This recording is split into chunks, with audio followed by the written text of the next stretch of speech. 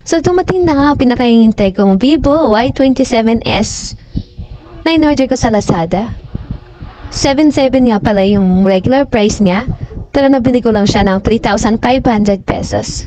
So, ayan, di ko muna pinalis yung rider para makita natin kung legit nga ba to or scam. Kasi maraming mga naglipa na nagsasabing ba to daw yung laman, kaya natatakot mag-order online. Kaya yan, pinakita ko mismo sa rider kung ano ba yung laman ng parcel ko. Medyo hirap nga ako magbukas dyan kasi seal na seal talaga yung cellphone, guys. Ayan, nakabox na siya, tapos meron pang bubble wrap sa loob, tapos another box pa ng cellphone. Nagpatulong na nga ako sa boyfriend ko kasi nahirapan akong magbukas, kaya siya na lang yung nagbukas dyan. Super excited ko talaga kasi gift ko to para sa sarili ko.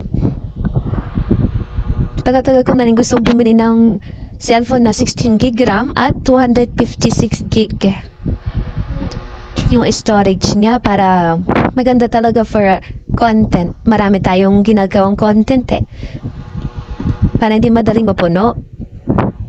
For editing ng ating mga videos, so ayan na, bubuksan na natin.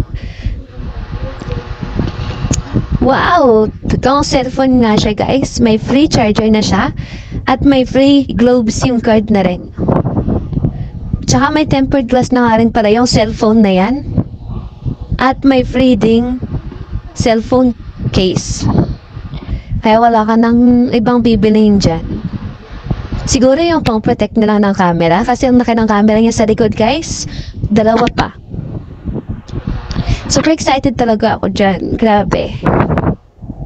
Yeah, thank you, Lazada. More discount to come. Kaya kung gusto nyo rin maka-discount ng malaki tulad ko, feel free to check my video tutorial sa comment section.